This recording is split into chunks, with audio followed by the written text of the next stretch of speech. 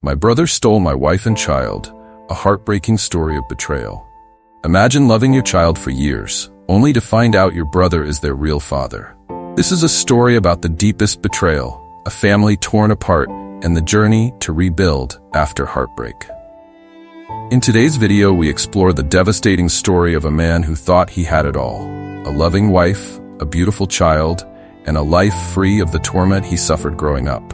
But when the truth came out, everything he knew was ripped away, leaving him broken and struggling to reclaim his life. From the day we were born, Caleb was always the favorite.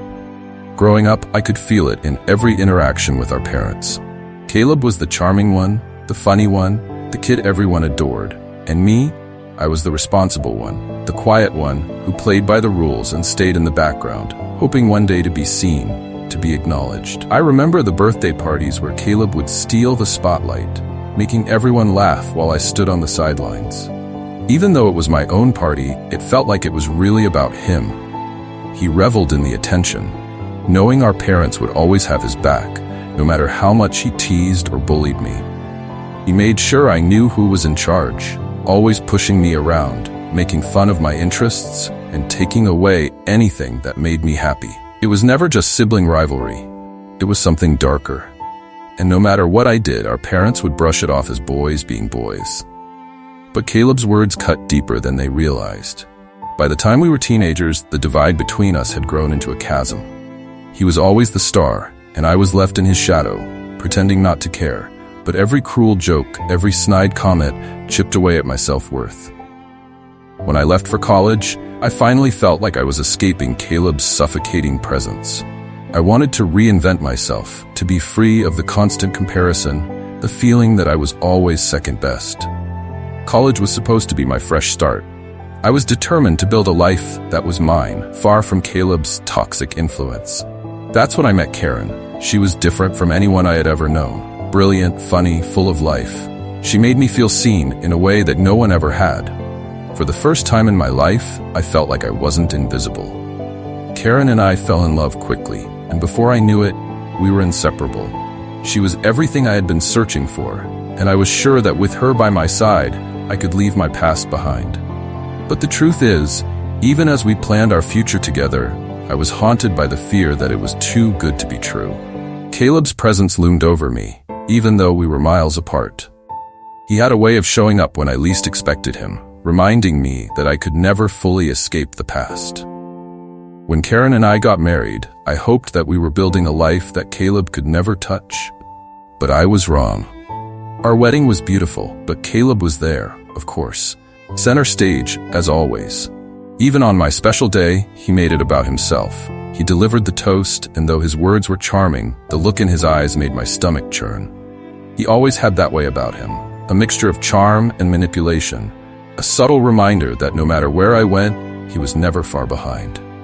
After our son Ethan was born, I felt like I had finally created something that was truly mine, something Caleb couldn't taint. Ethan was my pride and joy, the light of my life. I threw myself into fatherhood, determined to give Ethan the love and stability I never felt growing up. I cherished every moment with him, believing I had finally escaped the shadow of my brother's cruelty. But there were signs I ignored. Signs that, in hindsight, I should have paid more attention to. Karen became more distant after Ethan was born. She started spending more time away from home, and her excuses for being late felt flimsy at best. I chalked it up to the stress of motherhood and her career, but there was always a gnawing doubt at the back of my mind. I didn't want to believe that something was wrong. The night everything changed started out like any other. Karen had been distant for weeks, and I could feel the tension between us growing. But I was afraid to confront her. I wanted to believe that it was just a rough patch, that we would get through it. But as I sat in the living room that night, waiting for Karen to come home, something inside me snapped.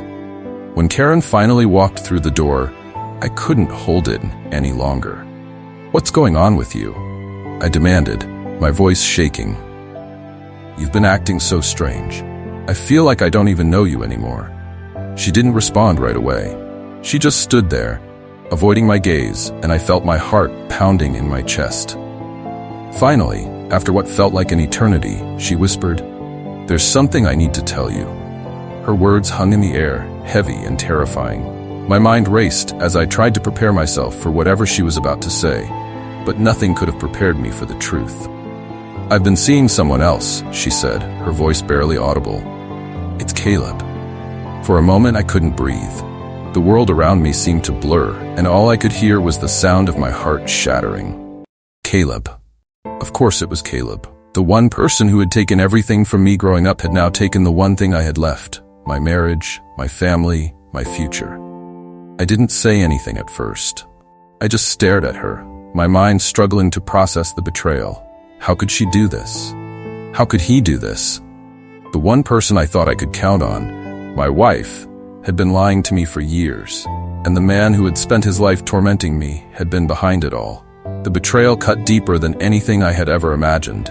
But Karen wasn't finished. She stepped closer, her eyes filled with tears. "There's more," she whispered, and I knew whatever she was about to say would destroy me. "Ethan might not be yours." I felt like I had been punched in the stomach. Ethan, my son, the boy I had raised and loved, might not even be mine. The thought was too much to bear. I stumbled back, feeling like the ground had been ripped out from under me. "You need to leave," I said, my voice trembling with anger and pain. "Get out." Karen tried to protest, tried to explain, but I couldn't listen. The life I thought I had built, the family I had cherished, it was all a lie. And I didn't know how to face the reality that my brother, my own flesh and blood, had taken everything from me. The days that followed were a blur. I barely ate, barely slept, consumed by the agony of not knowing if Ethan was really mine. I had always seen him as a reflection of everything good in my life. But now, every time I looked at him, all I could think about was the possibility that he wasn't really my son. I demanded a paternity test, and though Karen begged me to wait, I couldn't. I had to know. I needed the truth, no matter how devastating it might be. Waiting for the results was torture. Every second felt like an eternity, and the anxiety gnawed at me from the inside out. When the results finally came in, they confirmed what I had feared most. Ethan was Caleb's son. My heart shattered all over again. It was as if the betrayal had been cemented into reality. Not only had Caleb stolen my wife, but he had fathered the child I had loved and raised as my own. The moment I learned the truth, I felt an overwhelming sense of loss. Ethan was no longer mine in the way I had believed. I had spent years loving him, teaching him, being there for him. But now that bond felt tainted by the knowledge that Caleb was his real father. I wanted to pull away, to detach myself from the pain. Every time I looked at Ethan, I saw Caleb's face staring back at me. It wasn't fair. I loved Ethan, but the betrayal was too raw, too deep. I couldn't reconcile my feelings. The worst part was that Ethan didn't understand. He was just a child, innocent in all of this. He didn't know why his dad suddenly seemed so distant, why I couldn't look at him the same way. I tried to be there for him, to play the role of the father I had always been, but the wound was too fresh. I couldn't do it. I couldn't pretend that everything was okay when my entire world had fallen apart. Eventually, I made the hardest decision of my life. I decided to step back, to distance myself from Ethan. It wasn't his fault, but I couldn't keep living in the shadow of Caleb's betrayal. I needed space to heal, even if it meant losing the one person I had always thought I could count on. While I was drowning in grief and trying to pick up the pieces of my life, Caleb wasted no time moving in on what was left of my family. He moved in with Karen almost immediately after the divorce was finalized. They paraded their relationship around like it was something to be proud of, as if they hadn't destroyed everything in their wake. Our parents, of course, were quick to excuse Caleb's actions. "These things happen," they said. "You need to forgive him. He's your brother." But I couldn't. I wouldn't. Caleb had always taken everything from me, my self-worth, my dignity, my happiness. And now, he had taken my wife and my son. I couldn't stand by and watch as he continued to get away with everything, just as he had when we were kids. I cut ties with him. I cut ties with our parents. I needed to protect myself, to build a life where Caleb's shadow no longer loomed over me. Moving away was the only way I could truly escape. I packed up everything I had left and moved to a new city, far away from the memories of my old life. It wasn't easy. Nothing about this was easy. but I knew I couldn't heal if I stayed in the same place where everything had fallen apart. I found a small apartment in the city and started a new job. For the first time in years, I felt like I could breathe. There were no reminders of Caleb, no reminders of Karen or Ethan. I was alone, but in that loneliness, I found a sense of peace. It was a blank slate, a chance to rebuild my life on my own terms. But even in my new life, the pain lingered. I couldn't shake the feeling of betrayal, the deep, aching hurt that had become a permanent part of me. No matter how hard I tried to move forward, the memories of Caleb and Karen haunted me. Months went by, and just as I was starting to find some semblance of stability, Caleb came crawling back. He called me out of the blue one evening, his voice shaky and desperate. I hadn't heard from him since the divorce, and I had no desire to speak to him now. "I need your help," he said, his voice barely recognizable. "Everything's falling apart." It turned out that Caleb's perfect life with Karen hadn't lasted long. Without our parents' financial support, Caleb had spiraled into debt. His relationship with Karen had crumbled under the weight of their lies, and now he was alone, broke, and desperate. For years, I had fantasized about this moment, the moment when Caleb would finally face the consequences of his actions. But now that it had come, I didn't feel the satisfaction I had imagined. Instead, I felt empty. Caleb begged me to meet with him, and though every fiber of my being told me to ignore him, I agreed. Maybe I needed closure. Maybe I needed to see him fall apart for myself. When I saw him, he was barely recognizable. The confident, arrogant brother I had known all my life was gone, replaced by a man who looked broken and defeated. He told me about everything that had gone wrong. How Karen had left him, how he had lost his job, how he was drowning in debt. "I need your help," he repeated, his voice trembling with desperation.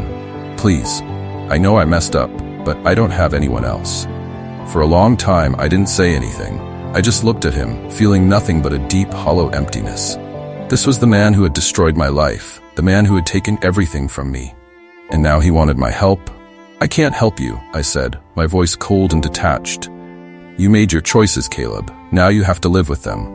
Caleb stared at me, his eyes wide with shock. "But we're brothers."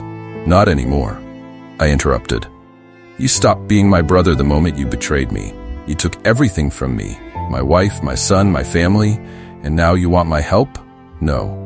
I stood up, ready to walk away. But before I left, I turned to him one last time. "I hope you learned something from this, Caleb," I said quietly, "because I'm done with you. For good." After my final confrontation with Caleb, I felt a sense of closure I hadn't expected. For the first time in years, I wasn't weighed down by the pain of his betrayal. I had cut him out of my life completely, and I was finally free. But healing wasn't a straight path. There were still days when the pain would sneak up on me, when I would think about what I had lost, my family, my son, the life I'd envisioned for myself. It wasn't easy, but I was learning to live with it. I sought therapy, and slowly I began to rebuild. I traveled, met new people, and opened myself up to the possibility of a future that wasn't defined by the betrayal that had once consumed me. I learned that healing didn't mean forgetting what had happened. It meant finding a way to move forward despite it. Years later, I've learned that forgiveness isn't about excusing what happened. It's about letting go of the anger and pain that once held me captive. I've forgiven Karen, not because she deserves it, but because I deserve to be free of the bitterness that once consumed me. As for Caleb, I've made peace with the fact that he will never be a part of my life again. And I'm okay with that. I don't need him. I don't need the approval of my parents. I've built a life that is mine, a life that is defined by my resilience, not by the betrayal I once endured. In the end, I've found strength in the very thing that once broke me. I've built a new life, one that is no longer defined by betrayal, but by resilience. And though the scars of the past remain, they no longer hold me back. They remind me of how far I've come and how much further I can still go. This story shows us that betrayal can break us, but it can also be the thing that forces us to find our own strength. Healing isn't easy, but it's possible.